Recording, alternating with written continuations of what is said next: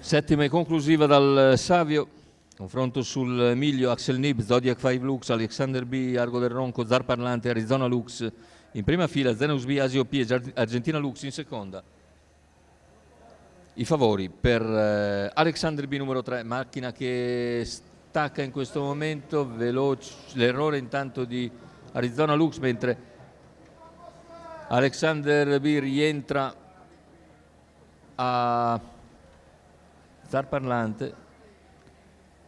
Ha avuto un'incertezza invece proprio Asia OP, che rimane lontana. Zar Parlante rimane all'esterno, in seconda posizione c'è andata proprio l'Argentina Lux, che partiva in schiena Alexander B, mentre più indietro in testa c'è Axel Nib, numero 1, che segue al largo Zar Parlante. Intanto 30 per i 400 iniziali per Alexander B, seconda posizione per Argentina Lux. Zar Parlante rimane al largo, poi Axel Nib, ancora Argo del Ronco, quindi Zodiac 5 Lux, via via tutti gli altri. Completamento dei 600 in 46,3. Alexander B ora porta a spasso la compagnia. Argentina Lux in seconda posizione, mentre è calato Zar Parlante, che viene superato da Argo del Ronco, che ha in schiena Arizona Lux e quindi anche Xenox B.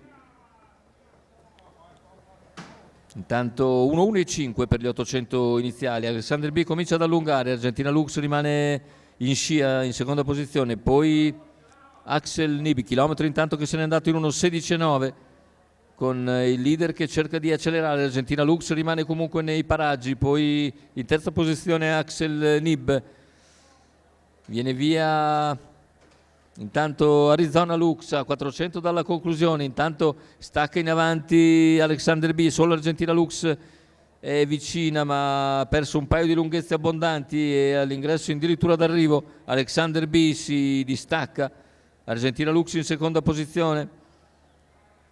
Ultimi 100 metri di gara con Alexander B che l'ha risolta già da parecchio e viene a concludere isolato in avanti. Il secondo posto per Argentina Lux, mentre al terzo finisce molto bene Xenox B battendo Arizona Lux. 1:16,3 per Alexander B. Edoardo Loccisano in sediolo per il training di Pietro De Muru.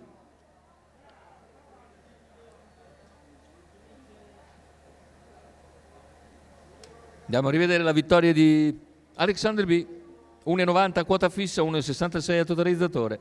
Edoardo Loccisano chiude la serata al Savio. L'appuntamento è per domani, sabato 21 agosto.